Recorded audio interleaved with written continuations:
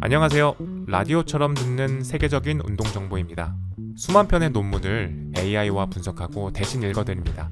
이제 매일 운동하면서 편하게 듣기만 하세요. 근육 키우려면 꼭 엄청 아파야 될까요? 이 알배김, 지연성 근육통 없이는 근육 안 큰다는 말, 이거 진짜일까요? 오늘은 이 통념 뒤에 숨어있는 과학을 좀 파헤쳐 보려고 하는데요. 왜 엄청난 고통이 아니라 이 지속 가능한 자극이 핵심인지 최신 연구 결과를 바탕으로 아주 명쾌하게 풀어드릴게요. 신경계가 먼저 발달하는 이유, 또 근육이 커지는 두 가지 방식, 그리고 특히 초보자분들 부상 없이 첫 6개월 성장하는 전략까지 핵심만 딱 짚어볼 테니까 계속 주목해주세요. 성공적인 근력 운동을 위해서는 훈련과 성장에 대한 과학적 사실에 기반한 정확한 이해가 필요한데요. 고통이 곧 성장이라는 흔한 미신을 깨고 왜 지속 가능한 자극이 중요한지 한번 말씀드려 볼게요. 많은 분들이 근육 성장은 아주 극심한 고통, 즉 근육을 찢어야만 가능하다고 믿으시는데요. 이 생각의 중심에는 우리가 흔히 알배김이라고 부르는 지연성 근육통이 있습니다. 돔스라고 하죠. 보통 익숙하지 않거나 좀 강도 높은 운동, 특히 근육이 늘어나면서 힘을 쓰는 신장성 수축 후에 나타나는 그 근육의 미세 손상의 임상적인 징후라고 볼 수 있습니다. 이 과정에서 염증 반응이 생기고 혈중 크레아틴, 키나제 같은 효소 수치도 올라가서 운동하고 보통 한 24시간에서 72시간 사이에 통증, 압통, 붓기 이런 게 가장 심해지죠. 근데 흥미로운 점은요, 최근 연구들을 보면 이 통증의 주된 원인이 근섬유 자체의 손상이라기보다는 그 근섬유를 둘러싸고 있는 근막 같은 결합 조직의 자극일 수 있다.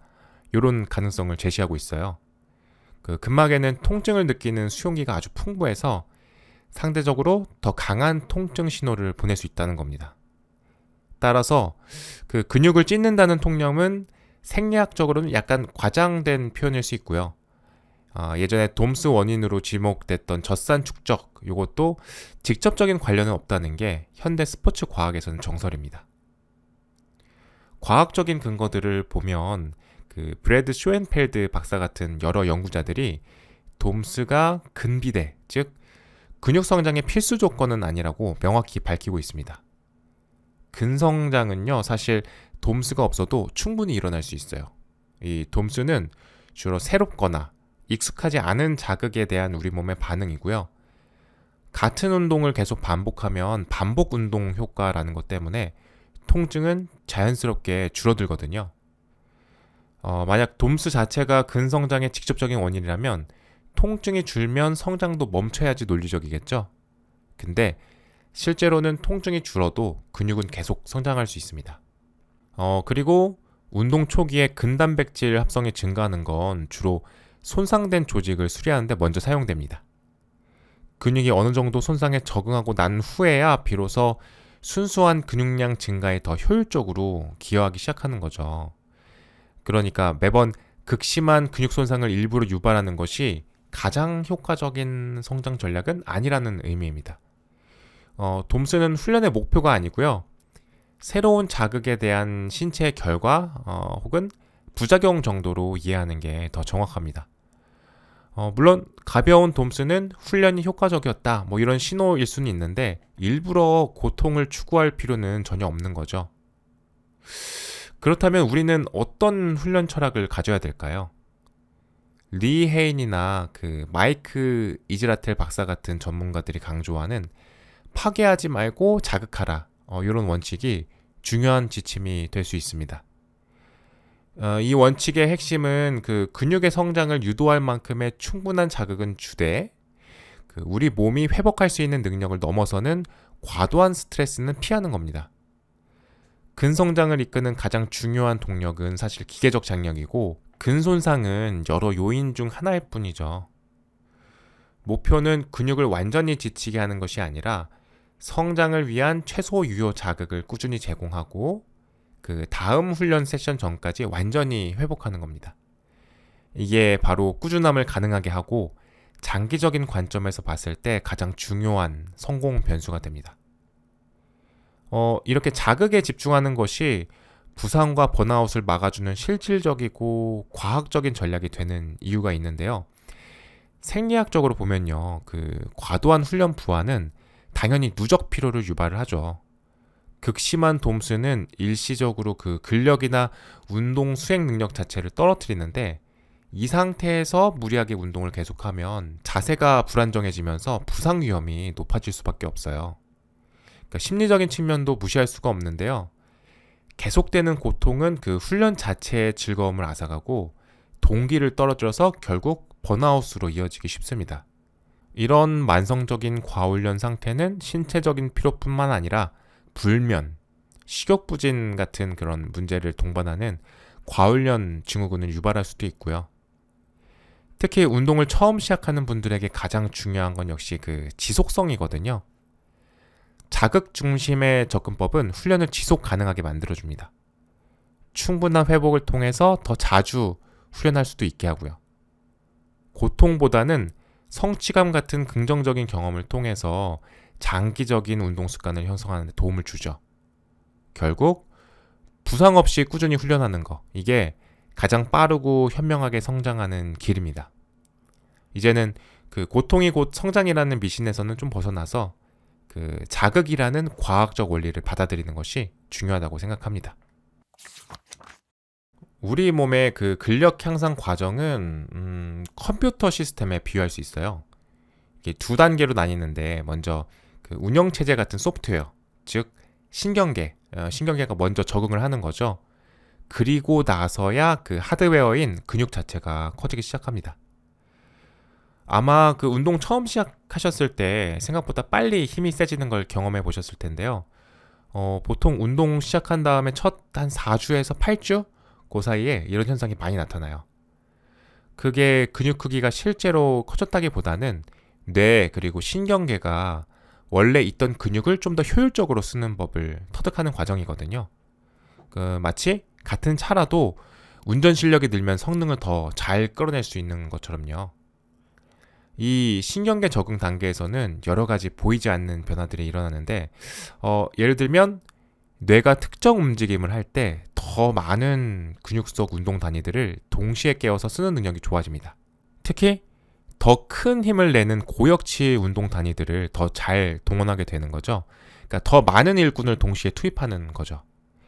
실제로 한 4주 정도만 훈련해도 이런 동원 능력이 좋아진다는 연구도 있고요. 또 운동신경이 근섬유로 보내는 신호의 빈도, 이걸 발화율이라고 하는데, 이 발화율 자체가 높아져서 더 강한 근육 수축을 만들어내기도 하고요. 여러 운동 단위들이 좀 더 타이밍에 맞춰서 딱 같이 수축하도록 동기화되는 능력도 개선됩니다. 이게 폭발적인 힘을 낼 때 아주 유리하죠. 그리고 또 하나 중요한 게, 우리가 어떤 근육을 쓰려고 할 때 반대쪽에서 작용하는 기랑근, 그게 불필요하게 같이 힘을 쓰는 걸 억제해줘요. 그래서 주동근이 힘을 더 잘 쓸 수 있게 브레이크를 풀어주는 효과가 나타나는 거죠. 그래서 스쿼트 같은 운동을 할 때 처음에는 삐걱대다가 점점 부드럽고 힘있게 동작이 가능해지는 겁니다. 여러 근육이 협응해서 움직여야 하는 복합 관절 운동에서는 특히 이런 근육 간의 협응 능력이 향상되는 게 중요하거든요. 최적의 순서 그리고 강도로 근육들을 활성화시키는 효율적인 패턴이 만들어지는 거죠. 이건 단순히 힘만 쓰는 게 아니라 뇌 그리고 신경계가 새로운 기술을 배우는 과정이기 때문에 운동 초반에 완벽한 자세를 연습하는 게 아주 중요해요. 소프트웨어를 제대로 설치하는 작업인 거죠. 그렇게 신경계가 어느 정도 효율적으로 작동하게 되면 그 다음 단계로 넘어가야 더 큰 힘을 낼 수 있습니다. 바로 물리적인 변화, 근육 자체의 크기 그리고 구조가 변하는 단계죠. 이게 바로 근비대라고 하는 현상인데요. 근섬유의 단면적이 커지는 걸 말합니다. 근데 이 근비대도 크게 보면 두 가지 유형으로 나눠볼 수 있어요. 첫 번째는 근원섬유 비대예요. 이건 힘을 만들어내는 실제 엔진 부품들, 그러니까 액틴이나 미오신 같은 근원섬유 자체의 수 그리고 크기가 증가하는 거죠. 최대 근력 증가랑 직접 관련이 깊고요. 주로 무거운 무게로 적은 횟수를 반복하는 훈련이 이걸 자극합니다. 두 번째는 근형질 비대라는 건데요. 이건 근섬유 주변에 글리코겐이나 수분 같이 그 직접 수축에는 관여하지 않는 요소들로 채워진 그 근형질이라는 공간의 부피가 커지는 겁니다. 이건 근육의 전체적인 사이즈, 즉 덩치를 키우는 데 기여를 하고요. 보통 중간 정도 무게로 횟수를 많이 가져가는 보디빌딩 스타일 훈련이 이걸 좀 더 촉진하는 경향이 있습니다. 이렇게 힘을 강하게 만드는 성장, 그리고 근육을 우람하게 보이게 하는 성장이 약간 다른 방식으로 일어날 수 있다는 건데요. 물론 그 실제 훈련에서 이 둘이 딱 분리되지는 않아요. 둘 다 어느 정도 같이 일어나는데 훈련 방식에 따라서 어느 쪽이 좀 더 우세하게 발달할지가 이게 달라지는 거죠. 그래서 파워리프터 선수들은 근원섬유 비대에 좀 더 집중해서 강한 힘을 추구하고, 보디빌더 선수들은 근형질 비대를 통해서 근육의 크기를 극대화하려는 경향이 있는 거고요. 그래서 균형 잡힌 발달을 위해서는 다양한 무게 그리고 반복 횟수를 활용하는 게 중요합니다. 그리고 이런 근육 성장, 즉 근비대는 우리 몸에서 근단백질 합성, MPS라고 하는 그 생화학적 과정을 통해서 일어나는데요. 쉽게 말하면 저항 운동으로 근육에 미세한 손상이 생기면 우리 몸이 그걸 복구하고 더 강하게 만들기 위해서 새로운 단백질을 막 합성해서 덧붙이는 거예요. 이게 그 근육을 더 크고 강하게 만드는 거죠. 그런데 이 근단백질 합성 속도가 운동 후에 가장 높은 상태로 유지되는 건 아니거든요. 한번 고강도 운동을 하고 나면 이 MPS 수치가 대략 한 24시간 후에 최고조에 달했다가 약 36시간에서 48시간 정도까지 상승된 상태를 유지합니다. 그리고 나서는 다시 원래 수준으로 돌아와요. 이걸 48시간의 성장창이라고도 볼 수 있는데요. 운동 후 한 약 이틀 정도가 근육이 자랄 수 있는 절호의 기회인 셈인 거죠. 이게 훈련 빈도를 어떻게 가져가야 할지에 대해서 중요한 점을 시사합니다. 만약 특정 근육 부위를 일주일에 딱 한 번만 훈련한다면 대략 이틀 정도만 성장 자극을 받고 나머지 5일은 그냥 보내는 셈이 될 수 있죠. 반면에 48시간에서 72시간 간격으로, 그러니까 일주일에 2번이나 3번 정도 해당 근육을 다시 자극해주면 근단백질 합성 수치를 계속 높은 상태로 유지시켜서 그 주간 총 성장량을 극대화할 수 있습니다. 그래서 초보자분들한테 전신 운동처럼 자주 훈련한 방식이 권장되는 이유 중 하나가 바로 이겁니다. 우리 몸이 강해지는 과정이 2단계로 진행된다고 말씀드렸죠. 신경계라는 소프트웨어가 먼저 업데이트되고 그 다음에 근육이라는 하드웨어가 따라오는 식으로요. 이 원리를 바탕으로 운동을 처음 시작하는 분들을 위한 그 첫 6개월 행동 계획을 구체적으로 알려드리려고 해요. 이 시기는 단순히 근육을 키우는 걸 넘어서 장기적인 성공을 위한 그 올바른 습관을 만들고 부상 없이 성장하는 토대를 닦는 아주 중요한 시기입니다. 첫 6개월 계획의 첫 번째 핵심 원칙은 빈도가 왕이다입니다. 그 초보자에게는 운동을 자주 하지만 짧게 하는 게 중요한데요. 그 이유는 크게 2가지예요. 첫째는 생리학적인 이유예요. 그러니까 운동하고 나면 근단백질 합성이 활발해지는 시간이 있는데 이게 대략 한 36시간에서 48시간 정도 가는데요. 그러니까 어떤 근육을 일주일에 딱 한 번만 운동하면 나머지 5일 정도는 근육이 클 수 있는 기회를 그냥 흘려보내는 셈이 되는 거죠. 실제 연구에서도 주간 총 운동량이 같다고 했을 때 주 1회 하는 것보다 주 2회 나눠서 하는 게 근육 크기 증가에 더 효과적이라고 나왔어요. 2번째 이유는 행동과학적인 측면인데요. 우리가 그 새로운 기술을 배울 때 자주 반복해야지 빨리 늘잖아요. 그러니까 근력 운동도 똑같아요. 자주 연습할수록 그 올바른 자세가 더 빨리 익숙해지고 그러다 보면 운동이 자연스러운 습관이 되는 거죠. 다음 2번째 원칙은 자세가 신이다입니다. 혹시 에고 리프팅이라고 들어보셨어요? 그 괜히 무겁게 들려는 걸 말하는데 이 자세 문제와 아주 밀접한 관련이 있어요. 초보자는 운동 학습 단계에서 보면 인지 단계에 있습니다. 그러니까 운전 처음 배울 때 그 핸들 돌리는 거, 엑셀 밟는 거, 이런 것들을 하나하나 다 의식해야 하는 것처럼 운동도 움직임이 아직 서툴고 부자연스럽죠. 이때 무턱대고 무거운 걸 들게 되면 무게 자체에만 집중하게 돼서 잘못된 자세가 그 몸에 굳어버리기 쉽습니다. 이 잘못된 자세는 목표 근육을 제대로 자극하지도 못하고 부상 위험을 엄청나게 높이는 원인이 돼요. 그러니까 처음에는 모든 반복을 완벽한 자세로 할 수 있는 가벼운 무게를 선택하는 게 중요해요. 무게보다는 오히려 그 전체 가동 범위를 다 사용하면서 근육이 수축하고 늘어나는 느낌에 집중하는 게 좋습니다. 이게 나중에 더 무거운 무게를 안전하고 효과적으로 다루기 위한 기초공사 같은 거예요. 이제 마지막 세 번째 원칙입니다. 바로 실패 지점은 잊어라인데요. 보통 그 한계까지 몰아붙여야 근육이 큰다고 생각하기 쉬운데 초보자는 실패하기 한두 번 전에 멈추는 게 더 좋습니다. 여러 연구를 종합해 보면 운동량이 똑같다고 가정했을 때 매번 실패 지점까지 가는 것, 그리고 그 직전에 멈추는 것이 근성장 효과 면에서 큰 차이가 없었어요. 오히려 실패 지점까지 가는 훈련은 피로를 극심하게 만들어서 회복을 더디게 할 수 있습니다. 이렇게 피곤해지면 앞서 말씀드렸던 그 자주 운동하는 거를 방해하게 되죠. 피로가 쌓이면 집중력이 떨어져서 자세도 무너지기 쉽고 결국 부상 위험만 커지는 거고요. 그럼 실패 지점까지 가지 않으면서 충분한 자극을 주려면 어떻게 해야 될까요? 좋은 대안이 바로 RIR이라는 개념을 쓰는 겁니다.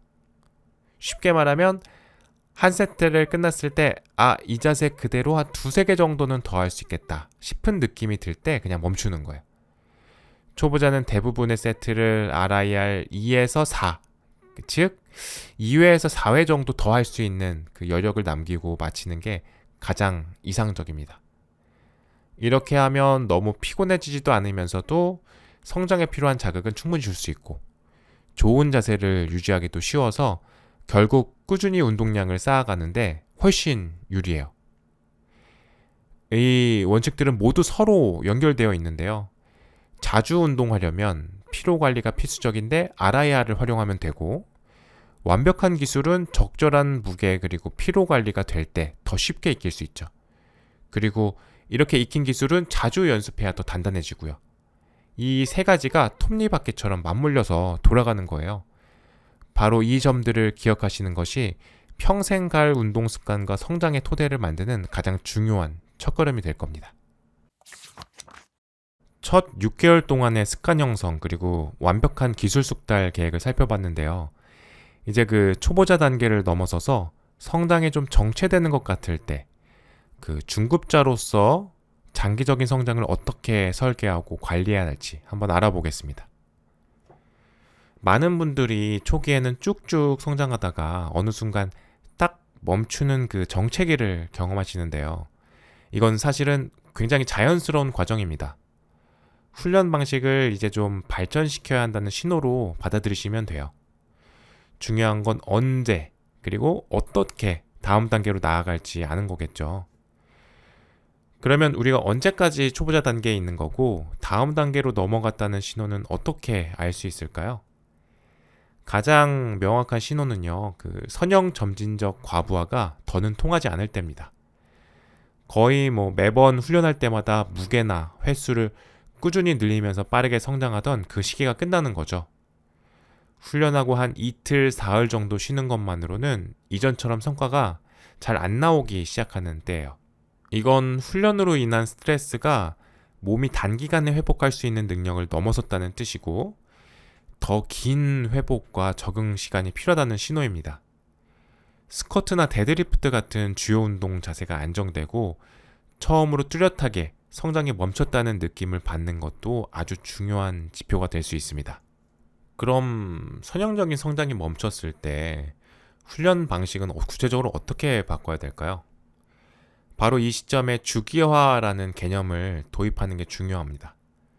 주기화는 훈련의 변수들, 그러니까 총 훈련량인 볼륨, 사용하는 무게인 강도, 그리고 그 훈련 횟수인 빈도 같은 것들을 주 단위나 월 단위의 긴 시간 틀에 걸쳐서 의도적으로 조절하는 전략이에요.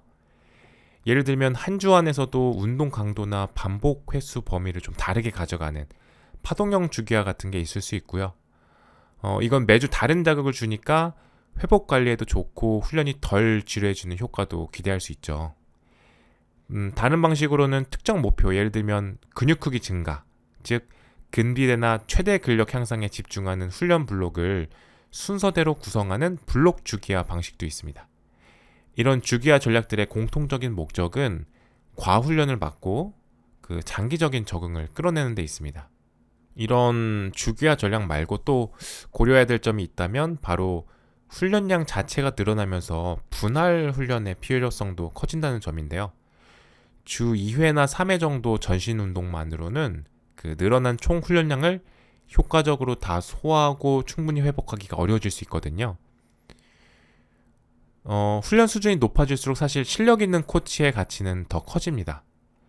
코치는 객관적인 시각으로 개인의 현재 상태를 정확하게 평가하고 또 거기에 맞춰서 정밀하게 프로그램을 설계해 줄 수 있거든요. 혼자 운동할 때는 알아차리기 좀 어려운 아주 미세한 기술적인 오류 같은 것들을 교정해줘서 운동 효율성뿐만 아니라 안전성도 크게 높일 수 있죠. 또 훈련 계획을 꾸준히 지키도록 그 책임감을 부여해주고 동기를 유지하는 데도 굉장히 중요한 역할을 하고요. 특히 성장이 더뎌지는 이 중급자 단계에서 정체기를 뚫고 다음 단계로 나아가는데 가장 효과적인 길을 제시해 줄 수도 있죠. 마지막으로 노페인 노게인이란 아주 유명한 말이 있잖아요. 중급자 단계에 들어선 우리에게는 이 말은 어떤 의미로 받아들여야 될까요? 이 단계에서 말하는 고통, 즉 페인은요, 단순하게 운동 후 근육통이나 부상으로 인한 아픔과는 좀 다릅니다. 오히려 장기적인 성장을 위해서 반드시 감수해야 되는 규율과 꾸준함에서 오는 심리적인 불편함으로 해석하는 게 더 맞습니다. 이 심리적인 불편함이란 구체적으로 어떤 걸까요? 예를 들어서 정말 운동하기 싫은 날에도 습관처럼 꾸준히 운동하러 가는 규율, 눈앞의 즐거움보다는 장기적인 목표를 위해서 수면 시간이나 영양 섭취를 철저하게 관리하는 절제, 성장이 더디게 느껴질 때도 세운 계획을 믿고 묵묵하게 실천하는 인내, 그리고 일상생활에서 받는 여러 스트레스 속에서도 훈련 스케줄을 지키려는 의지 같은 것들, 이런 것들이 진정한 의미의 고통이라고 할 수 있습니다. 이런 정신적인 불편함을 기꺼이 받아들이고 감수하는 태도, 이거야말로 지속 가능한 성장을 이끌어내는 가장 핵심적인 동력이라고 생각합니다. 결국 장기적인 성장이란 초기 단계를 넘어서서 훈련과 회복을 훨씬 더 체계적으로 관리하는 단계로 들어서는 과정이죠. 선형적인 성장에 멈추는 그 시점을 잘 알아차리고 주기화나 분할 훈련 같은 그런 전략들을 현명하게 도입하고요. 필요하다면 전문가의 도움도 고려해보고 무엇보다도 더 중요한 건 규율과 꾸준함이라는 어떤 정신적인 도전을 받아들이는 것. 이것이 중요하겠습니다. 운동 정보 너무 많고 복잡하셨죠? 저희가 믿음직한 운동 나침반이 되어 핵심만 정확히 짚어드리겠습니다. 운동하며 똑똑해지는 경험. 구독 버튼으로 지금 바로 시작해보세요. 어떤 주제가 궁금한지 댓글로 알려주시면 저희가 대신 분석하겠습니다. 지금까지 라디오처럼 듣는 세계적인 운동 정보였습니다.